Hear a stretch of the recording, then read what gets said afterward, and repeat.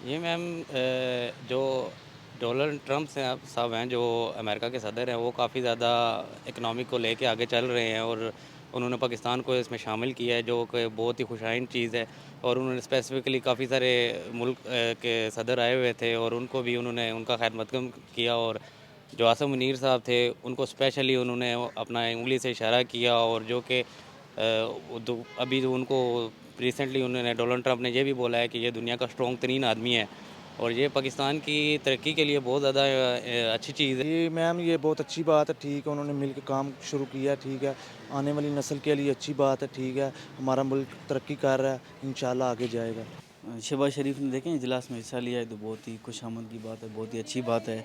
इसमें हमारा मुल्क तरक्की करेगा, दूसरे मुल्कों के मुकाबले में बहुत अच्छा जाएगा और इसमें हमारे मुल्क को बहुत ही फ़ायदा होगा। मैं सब सच्ची बात है, बाहैसियत पाकिस्तानी मेरा क्योंकि ताल्लुक कश्मीर से है, कश्मीर बनेगा पाकिस्तान, ये हमारा बुनियादी नारा है और इस पे ऊपर हम कायम हैं।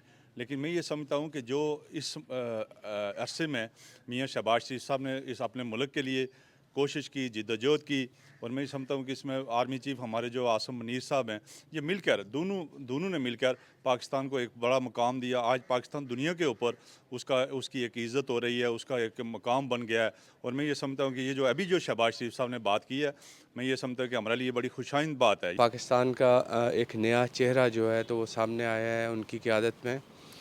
हाल ही में जो आपने देखा जो सूरत-ए-हाल आज से कुछ 2 साल 3 साल कबल थी दुनिया दुनिया के अंदर पाकिस्तान ग्रे लिस्ट में जा रहा था और पाकिस्तान की सूरत-ए-हाल इकॉनॉमिकली बहुत बुरी थी।